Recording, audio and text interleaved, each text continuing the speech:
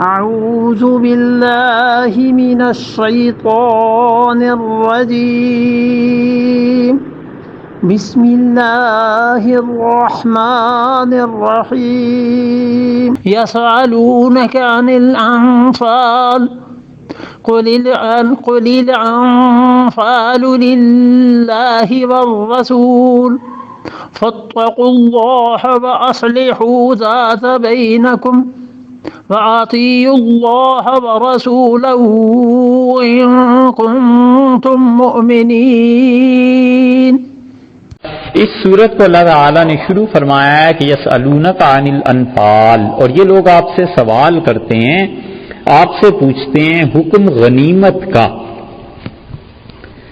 یہ آیات نازل ہوئی ہیں غزوہ بدر کے بعد، اور کچھ غزوہ بدر میں بھی نازل ہوئی ہیں۔ اللہ تعالیٰ نے اس کا تذکرہ فرما دیا ہے۔ اصل میں ہوا یہ کہ حضرت عبادہ ابن صامت رضی اللہ عنہ کی روایت میں آتا ہے۔ اچھا، بدر کے متعلق جو چیزیں ہیں یہ بیان تو ہوتی رہیں گی، سارے اس میں کوشش کریں گے انشاءاللہ کہ کل کچھ چیزیں ترتیب سے عرض کر دیں، باقی جہاں جہاں آیات آتی ہیں بدر کی مختلف واقعات آگے پیچھے وہ ہوتے رہیں گے، تو اس لیے یہ نہ احساس ہو کہ بھئی بدر کو ایک ہی بار پورا بیان کر دیا جاتا۔ مشکل ہیں، اتنی روایات اتنی زیادہ ہیں کہ جہاں جہاں آیات آئیں گی انشاءاللہ مناسبت اسی اعتبار سے آپ سے عرض کرتے رہیں گے۔ حضرت عبادہ ابن صامت رضی اللہ عنہ کی روایت آتی ہے کہ جب بدر کا غزوہ پورا ہو گیا تو ہم لوگوں کی 3 جماعتیں بن گئیں۔ ایک جماعت تو وہ تھی جو دشمنوں کے پیچھے بھاگی، ان کفار مکہ کے پیچھے، اور انہوں نے کہا کہ کہیں ایسے نہ ہو کہ یہ سنبھل کر پھر پلٹیں اور ہم آپ پہ آ کے حملہ کر دیں، اور دور تک ان کا پیچھا کیا، یہاں تک کہ ہمیں اطمینان ہو گیا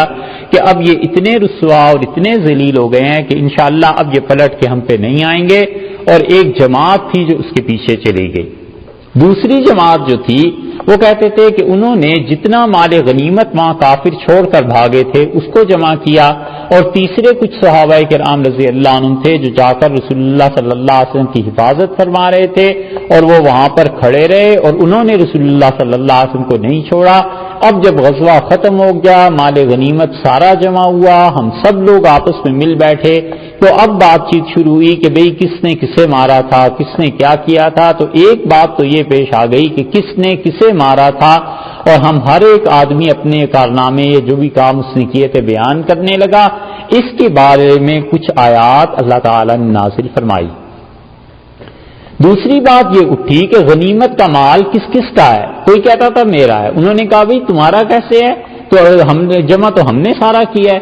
دوسروں نے کہا اچھا بھئی تم نے جمع تو کیا ہے، لیکن خود سوچو اگر دشمن پلٹ پڑتا اور یہ افراتفری پھیل جاتی تو یہ غنیمت کا مال رہتا کیسے؟ اس لیے غنیمت کا مال ہمارا ہے کہ ہم ان کے پیچھے گئے ہیں۔ تیسرے گروہ نے کہا ہم جو رسول اللہ صلی اللہ علیہ وسلم کی حفاظت میں تھے ہمارا بھی اس میں حصہ بنتا ہے۔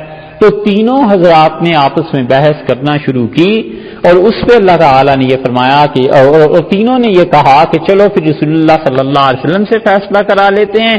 اللہ نے فرمایا یسألونک عن الانفال، اور آپ سے یہ سوال کرتے ہیں انفال کے بارے میں کہ غنیمت کا مال کس کا ہے۔ ایک بات۔ دوسری بات وہ ہے جو حضرت سعد بن ابی وقاص رضی اللہ عنہ کی بات ہے۔ حضرت سعد رضی اللہ عنہ کے بھائی تھے عمیر، اور عمیر جو تھے وہ بہت کم عمر بھی تھے، اتنی زیادہ عمر ان کی تھی نہیں، 16-17 برس کے تھے، اور غزوہ احد میں غزوہ بدر میں نبی کریم صلی اللہ علیہ وسلم کے ساتھ ہی تھے، اور یہاں تک کہ وہ لڑے اور تلوار انہوں نے ایک کافر کو ماری اور شہید بھی ہو گئے، اور ان کی تلوار جو تھی وہ مال غنیمت میں بھی آ گئی، عمیر بن ابی وقاص کی، سعد بن ابی وقاص رضی اللہ عنہ کے بھائی تھے۔ ہاں، تو وہ تلوار جب غنیمت میں آئی تو مسند احمد میں آتا ہے کہ حضرت سعد رضی اللہ عنہ کو اپنے بھائی سے بڑی تعلق اور محبت تھا، اس کی تلوار دیکھی تو بے اختیار انہوں نے رسول اللہ صلی اللہ علیہ وسلم کے سامنے پیش بھی کی اور عرض کیا اللہ کے رسول مجھے دے دیں، تو رسول اللہ صلی اللہ علیہ وسلم اس تلوار کو یہیں رکھ دو۔ تو حضرت سعد رضی اللہ عنہ کو بڑا اس سے رنج ہوا کہ ایک تو بھائی کی شہادت، یہ سب چیزیں بھی ہوئیں، پھر بھائی کی ایک یادگار میں نے مانگی اور رسول اللہ صلی اللہ علیہ وسلم نے مجھے اجازت نہیں دی۔ اس دکھ میں تھے کہ حدیث میں آیا ہے حضرت صلی اللہ علیہ وسلم نے جب وہ واپس جا رہے تھے انہیں بلایا اور آپ نے فرمایا سعد آؤ، اور اللہ نے یہ آیت نازل کی ہے۔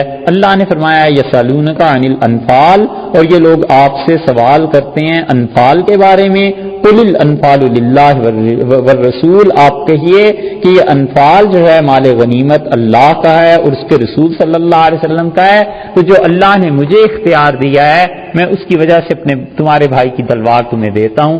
حضرت سعد رضی اللہ عنہ فرماتے تھے میں بڑا خوش ہوا اور یہ آیت اس وقت رسول اللہ صلی اللہ علیہ وسلم پہ نازل ہوئی۔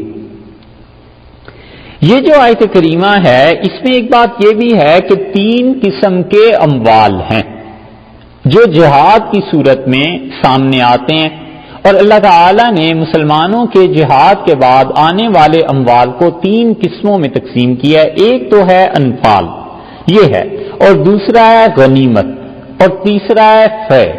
یہ تینوں اموال کی قسمیں الگ الگ ہیں۔ رسول اللہ صلی اللہ علیہ وسلم کو تینوں قسم کے اموال ملے تھے، اور نبی کریم صلی اللہ علیہ وسلم کی وراثت کیوں تقسیم نہیں ہوئی، ان اموال کے ساتھ اس کا گہرا تعلق ہے، کیونکہ حضور اقدس صلی اللہ علیہ وسلم کے جن اموال کو چھوڑا تھا کیا وہ ان کی ذاتی ملکیت تھی، یا رسول اللہ صلی اللہ علیہ وسلم جو کچھ چھوڑا تھا وہ اسٹیٹ کی پراپرٹی تھی۔ یہ مسئلے جب طے ہو جاتے ہیں تو پھر یہ طے ہوتا ہے کہ حضرت فاطمہ اور حضرت ابوبکر رضی اللہ عنہما کی آپس میں کیا بات ہوئی تھی، اور حضرت فاطمہ رضی اللہ عنہا نے کیوں اس کا مطالبہ کیا تھا کہ میرے والد کی وراثت میں حصہ دیا جائے، اور سیدنا ابوبکر رضی اللہ عنہ نے کیوں اس پر انکار فرما دیا تھا۔ تو یہ 3 قسم کے مال ہیں جو رسول اللہ صلی اللہ علیہ وسلم کو بھی پہنچے، اور فقہا نے ان تینوں کی تقسیم کی ہے۔ انفال کا مطلب اور غنیمت کا مطلب اور فے کا مطلب مختلف ہے۔ فے کا مال تو وہ کہلاتا ہے جو کافروں سے بغیر لڑے مسلمانوں کے ہاتھ میں آ جائے، لڑائی ہوئی نہیں اور مسلمانوں کافر مال چھوڑ کر بھاگ گئے۔ اس کا ذکر آئے گا 28ویں پارے میں سورہ حشر، وہاں اس کی تفصیلات ہیں۔ اور ابو عبید قاسم رحمۃ اللہ علیہ نے جو لکھی ہے کتاب الاموال، اس میں انہوں نے ذکر کیا ہے کتاب الاموال کے نام سے اسلام کے معاشی نظام پر کچھ کتابیں لکھی گئی ہیں۔ اگر پڑھنا ہو تو ان کتابوں کو پڑھنا چاہیے۔ جو لوگ سمجھتے ہیں کہ اسلام نے معیشت کا نظام کوئی نہیں دیا اور انٹرسٹ سے فری کوئی چیز نہیں دی ہے، ان لوگوں کو چاہیے کہ ان کتابوں کو پڑھیں۔ ان میں کتاب الخراج ہے امام ابو یوسف رحمۃ اللہ علیہ کی، اور ان میں کتاب الاموال ہے ابو عبید قاسم بن ابن سلام رحمۃ اللہ علیہ کی۔ یہ بھی کتاب ہے جو پڑھنے کے قابل ہے اور انہوں نے لکھی ہے۔ اور ابن رجب حنبلی رحمۃ اللہ علیہ نے بھی لکھی ہے، وہ بھی بہت عمدہ کتاب ہے اسلام کے معاشی نظام پہ کہ مملکت کیسے چلتی ہے، حکومت کیسے چلتی ہے۔ خیر یہ اور ایک مستقل بحث ہے۔ واپس آتے ہیں اس بات کی طرف کہ فے کے مال پر بھی انہوں نے بھی بحث کیا اور لوگوں نے بھی، تو فے کا مال وہ کہلایا جس مال پر ما افاء اللہ، جس کو اللہ تعالیٰ نے فرمایا ہے کہ اللہ نے تمہارے ہاتھ کر دیا، بغیر کافروں سے لڑے بھیڑے تم نے اس پہ قبضہ کر دیا۔ دوسرا مال وہ ہے جو غنیمت کا ہے، اور اس کا حکم اللہ تعالیٰ نے آگے اسی صورت میں ابھی ہم آپ سے عرض کریں گے، وہ وہاں پر اس مقام پر وہ آیت ابھی دکھا دیتے ہیں۔ 10ویں پارے کی پہلی آیت میں جو اللہ نے ذکر کیا ہے وہ غنیمت کا مال ہے، اور غنیمت کے مال کا مطلب یہ ہے کہ کافروں کے ساتھ جب جہاد ہو تو کافر جو کچھ بھی وہاں چھوڑ کے چلے جاتے ہیں وہ غنیمت کا مال ہے، اور اس کی تقسیم کیا ہوگی، یہ تقسیم وہاں پر 10ویں پارے کی پہلی آیت میں آ گئی ہے۔ اور اسی سے پتہ چلتا ہے کہ غنیمت کا مال اس امت کے لیے جائز قرار دیا گیا، اور رسول اللہ صلی اللہ علیہ وسلم سے پہلے غنیمت کا مال کسی کے لیے جائز نہیں تھا۔ نبی کریم صلی اللہ علیہ وسلم نے ایک روایت میں 6 اور ایک روایت میں مسلم میں 5 اپنی خصوصیات بیان کی، اور آپ نے فرمایا کہ دیکھو اللہ نے مجھے 6 چیزیں وہ دی ہیں جو مجھ سے پہلے کسی نبی علیہ الصلوۃ والسلام کو نہیں دی گئیں، اور آپ نے فرمایا کہ دیکھو اللہ نے جعل اللہ لی ارضا مسجدا، اللہ نے ساری زمین کو میرے لیے مسجد بنا دیا ہے، عبادت کی جگہ، ہم جہاں نماز کا وقت آئے پڑھ لیں، جبکہ پہلے انبیاء علیہ السلام اور ان کی امتوں کو خاص اپنی عبادت گاہوں میں جا کر نمازیں پڑھنی ہوتی تھی۔ دوسری بات فرمائی طہورا، اللہ تعالیٰ نے پوری زمین کو ہمارے لیے پاک بنا دیا کہ مٹی سے پاکیزگی حاصل کی جا سکتی ہے تیمم کی صورت میں، اور پانی نہ ملے تو تیمم کر لے۔ اور تیسرے رسول اللہ صلی اللہ علیہ وسلم نے فرمایا کہ مسیرۃ شہر، میں جہاں بیٹھا ہوا ہوں میرا روب ایک مہینے کی مسافت پر جا کر پڑتا ہے، یعنی مہینے میں جتنی مسافت طے کی جاتی ہے، میں کہیں بیٹھ جاؤں تو میرا روب میرے دشمنوں پر وہاں تک پہنچتا ہے، وہاں تک روب پڑتا ہے۔ یہ تیسری چیز۔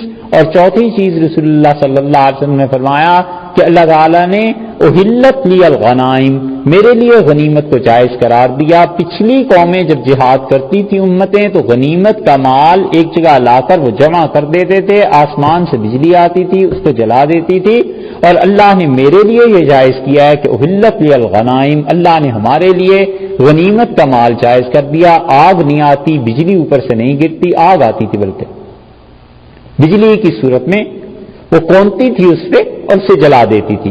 اور رسول اللہ صلی اللہ علیہ وسلم ختم بی النبیون، پانچویں بات یہ کہ نبوت مجھ پر ختم ہو گئی۔ یہ ختم نبوت حضور اقدس صلی اللہ علیہ وسلم ہی کا مقام تھا۔ اور چھٹی چیز رسول اللہ صلی اللہ علیہ وسلم نے فرمایا کہ بعثت الی الناس کافۃ، اللہ نے مجھے ساری انسانیت کے لیے رسالت دے کے بھیجا، اور مجھ سے پہلے انبیاء علیہ الصلوۃ والسلام خاص علاقوں یا قوموں کی طرف آیا کرتے تھے، اور مجھے اللہ تعالیٰ نے ہر ایک کے لیے رسول بنا کر بھیجا ہے۔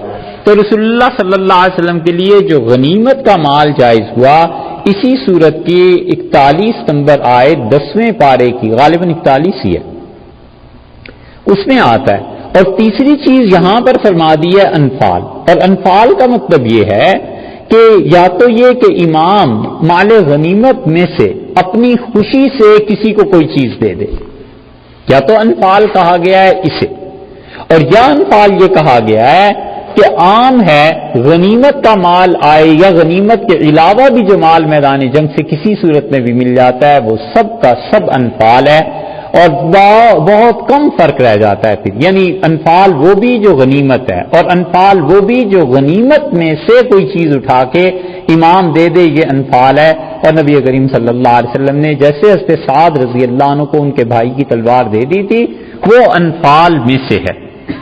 رہ گئی یہ بات کہ انفال آخر چیز کیا ہے؟ انفال اصل میں تو جمع ہے نفل کی، نفل کی جمع ہے یا نفل کی جمع ہے، فا پر یا تو زبر پڑھ لیں اور یا اس کو ساکن کر دیں، نفل کی جمع ہے یا نفل کی جمع ہے۔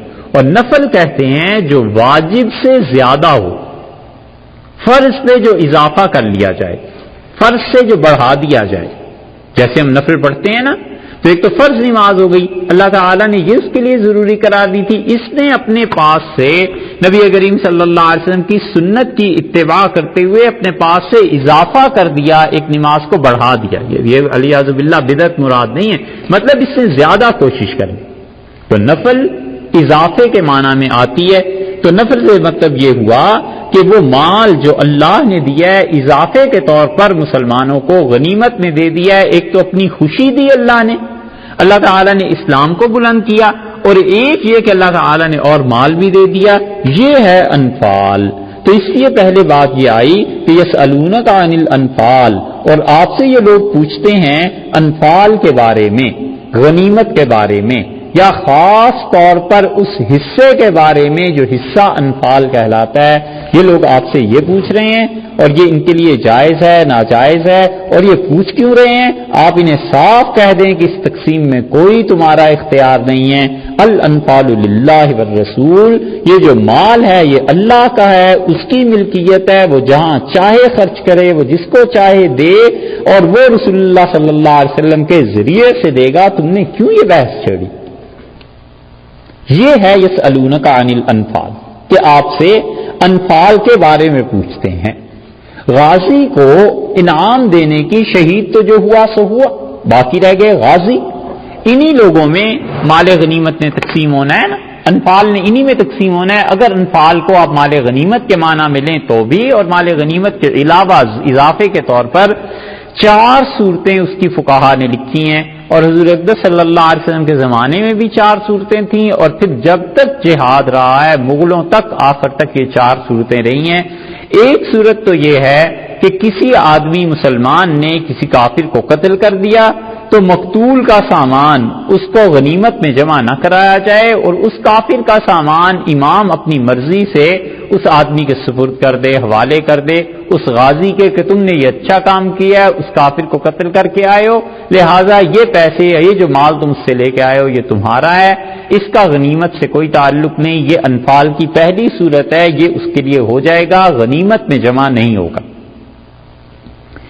غنیمت کی تقسیم میں ایک چیز یہ بھی ہے کہ کل مال غنیمت کا 5واں حصہ بیت المال میں جائے گا۔ سب سے پہلے 100 روپے ملے، اس میں سے 20 روپے بیت المال کے ہیں، اسٹیٹ کی پراپرٹی ہے، اور اس اسٹیٹ کی پراپرٹی سے پھر وہ کیا ہوگا، پھر وہ اسے خرچ کریں گے عوام کی فلاح و بہبود پہ، اس سے پل بنائیں گے، سڑکیں بنائیں گے، ان کے لیے تعلیم کا بندوبست کریں گے، جو کچھ بھی کریں گے۔ شریعت نے یہ بتایا کہ 5% جو اس کا ہے وہ مال غنیمت کا کل 5واں حصہ 20% 5واں حصہ ہوا نا، تو وہ 20 روپے ادھر چلے جائیں گے 100 میں سے۔ اچھا، ایک صورت تو یہ ہو گئی غنیمت کی۔ اب اس کے بعد جو غنیمت بچی ہے اس کی کیا صورت ہے؟ ایک صورت تو یہ ہے کہ کسی نے آ کے کہا کہ میں نے فلاں کو قتل کیا ہے اور اس کا یہ سامان ہے، انہوں نے کہا اچھا یہ سامان تم ہی لے جاؤ، یہ امام کو اختیار ہے۔ اور حضرت عمر رضی اللہ عنہ نے بعض اوقات اس پہ عمل کیا ہے، خود رسول اللہ صلی اللہ علیہ وسلم سے بھی یہ عمل ثابت ہے۔ دوسری صورت یہ ہے غازی کی، کوئی بڑا لشکر تھا، اس کے ایک دستے کو انہوں نے بھیجا اور نے کہا کہ اس بارڈر پہ تم جا کر لڑو اور یہاں سے جو تمہیں فتح ہو جائے گی، جو غنیمت ہوگی وہ ساری کی ساری تمہاری ہے، تو وہ غنیمت ادھر ان کے اسی میں شامل کر دی جائے گی۔ ہاں، صرف اس میں سے 5واں حصہ 20% بیت المال کے لیے لے لیں گے اور باقی انہی کو تقسیم کر دیں گے، باقی فوج کا اس میں کوئی حصہ اس میں نہیں ہوگا۔ یہ اس کی دوسری صورت ہو گئی۔ اور تیسری صورت یہ ہے کہ وہ جو 5واں حصہ اسٹیٹ کو ملا تھا اس میں سے بھی کوئی چیز، کوئی تمغہ، کوئی پراپرٹی، کوئی چیز ایسی جو کسی نے غیر معمولی سرکردگی، غیر معمولی کارگزاری ہے کسی کی، اس 20% میں سے امام کسی کو دے دے، یہ بھی اس کا حق بنتا ہے۔ امام بھی دے سکتا ہے اور قبول کرنے والا اس کو قبول بھی کر سکتا ہے۔ تو یہ تیسری صورت ہو گئی۔ اور چوتھی صورت یہ ہے کہ چوتھی صورت یہ ہو گئی کہ پورے کا پورا مال غنیمت، اس میں سے کچھ حصہ ان کو دے دیا جائے جو سروسز میں ہیں، جو سرو کر رہے ہیں باقی فوج کے لیے، جو لڑا رہے ہیں، جو ان کے لیے کھانا پکا رہے ہیں، جو ان کے لیے ایمونیشن کا بندوبست کر رہے ہیں، جو ان کے لیے کپڑے، پٹیاں، بینڈیج، یہ وہ ساری چیزوں کا بندوبست کر رہے ہیں۔ سروسز کا ایک خاص شعبہ ہوتا ہے نا آرمی میں، اس میں امام ان کو دے سکتا ہے۔ یہ 4 صورتیں ہیں۔ ایک تو یہ کہ قاتل اس کو مقتول کا سامان دے دیا جائے، دوسری صورت یہ کہ بڑا دستہ فوج سے ایک دستہ الگ ہو کے لڑنے کے لیے گیا، جو کچھ غنیمت لائے ہیں انہیں دے دیا جائے اور اس میں سے 20% بیت المال میں۔ اور تیسری صورت یہ ہے کہ وہ جو 20% آتا ہے کل مال غنیمت کا، اس میں سے امام کچھ اور چھانٹ کے دے دے کسی کو اس کی کارگزاری کی بنیاد پہ۔ اور اس کے بعد چوتھی صورت یہ ہے کہ پورے مال غنیمت میں سے کچھ حصہ سروسز کے لوگوں کو دے دیا جائے۔ یہ شریعت اس کی تقسیم کرتی ہے مال غنیمت کی، انفال کی۔ اور اللہ نے فرمایا یہ آپ سے پوچھتے ہیں کہ انل انفال، کہ انفال جو ہے اس میں کس کا حصہ ہے، یہ غنیمت کا مال کس کا ہے؟ آپ انہیں کہہ دیجئے الانفال للہ والرسول، غنیمت کا جو مال ہے یہ اللہ کے لیے ہے اور اس کے رسول صلی اللہ علیہ وسلم کے لیے ہے، بس کسی کا کوئی حصہ نہیں۔ تم لوگوں نے یہ بات کی کیوں اور تم لوگوں کی نگاہ اس مال کی طرف اٹھی کیوں؟ فاتقوا اللہ، اللہ سے ڈرو، اللہ کا تقوی اختیار کرو، وَأَصْلِحُوا، اور صلح کرو، ذات بینکم، آپس میں ایک دوسرے کے ساتھ، آپس میں صلح کرو یعنی ایک دوسرے کے ساتھ بھائی چارے کی طرح رہو، ایک دوسرے کے ساتھ اتفاق سے رہو، ایک دوسرے کے ساتھ محبت سے رہو، ایک تفسیر۔ اور دوسری تفسیر یہ کی گئی ہے کہ اپنی اصلاح کرو، اپنے آپ کو درست کرو، ٹھیک کرو۔ تم نے مال غنیمت میں بات کیوں کی کہ یہ کس کا ہے؟ یہ اللہ کا ہے اور اس کے رسول صلی اللہ علیہ وسلم کا ہے۔ صحابہ کرام رضی اللہ عنہم کی تربیت فرما دی۔ کہ مال کے معاملے میں تم لوگوں نے بات نہیں کرنی، وَأَطِیعُوا اللَّهَ، تمہارا کام یہ ہے کہ اللہ کی اطاعت کرو، وَرَسُولَهُ، اور اس کے رسول صلی اللہ علیہ وسلم کی اطاعت کرو، ان کنتم مومنین، اگر تم مومن ہو، ایمان رکھتے ہو، اور یقیناً ان کا ایمان تھا۔ اللہ تعالیٰ نے فرمایا ہے کہ دیکھو تم پلٹو اللہ اور اس کے رسول صلی اللہ علیہ وسلم کی طرف، کیونکہ مال کی ملکیت اللہ کا خاصہ ہے، اللہ کے علاوہ مال کا مالک کوئی نہیں۔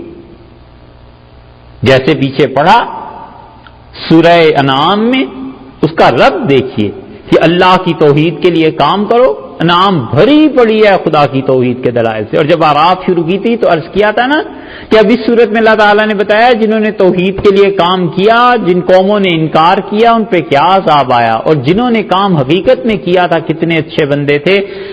اب انفال میں عملی صورت اس کی اللہ نے بتا دی۔ اللہ تعالیٰ نے فرمایا دیکھو اس امت میں بھی ایسے رہے ہیں جنہوں نے یہ کام کیا ہے، اور اس لیے اس صورت میں ان کا تذکرہ اب آ گیا کہ توحید کے لیے کام کرنا ہے تو دیکھو جیسے عبادت خالص اللہ کی تھی، مال بھی خالص اللہ ہی کا ہے، کسی کو کوئی حق نہیں ہے۔ والرسول، اور رسول اللہ صلی اللہ علیہ وسلم یہ تمہیں بتائیں گے کہ اس مال غنیمت کا کیا مصرف ہے، یہ ان کا حق ہے، ان کا اختیار بنتا ہے۔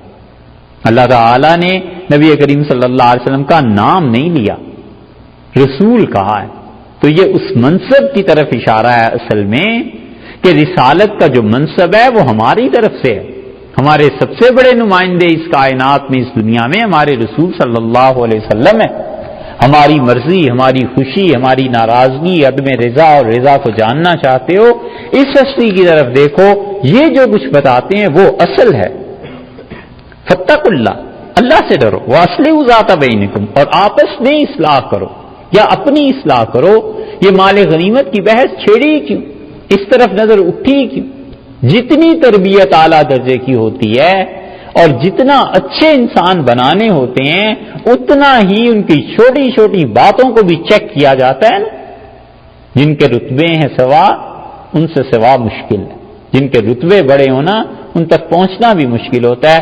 اللہ کو معلوم تھا کہ اس جماعت سے ہم نے کام لینا ہے، اور اللہ کو معلوم تھا کہ اس جماعت نے پوری دنیا میں خدا کے دین کو پھیلانا ہے، اور یہ کرائیٹیریا بنیں گے، کل کو معیار بنیں گے۔ اور اللہ تعالیٰ کو معلوم تھا کہ یہی ہے جو میں نے چنے ہیں اپنے نبی صلی اللہ علیہ وسلم کی صحبت کے لیے، ذرہ برابر چیز ان کی کردار، ان کی شخصیت کہیں ہو جائے فوراً فرماتے ہیں کہ اپنے آپ کو ٹھیک کرو، یہ بات تمہاری مناسب نہیں۔ یہ صحابہ کرام رضی اللہ عنہ کے ساتھ اللہ کا تعلق ہے، اللہ کو اتنی پسند ہے وہ جماعت۔ ایسے ہی تو نہیں ابن مسعود رضی اللہ عنہ نے کہا کہ اختارہم اللہ لصحبت نبیہ، اللہ نے انہیں اپنے نبی صلی اللہ علیہ وسلم کی رفاقت، ان کی دوستی کے لیے چن دیا تھا۔ اور دیکھو تم میں سے جس نے عمل کرنا ہو وہ ان پر ان کی سنت پر عمل کرے جو دنیا سے چلے گئے ہیں، اور ہم جو زندہ ہیں ان میں سے صحابہ رضی اللہ عنہ میں سے بس زندوں کا کوئی پتہ نہیں، دیکھو موت کس حال میں آتی، اتنے محتاط تھے۔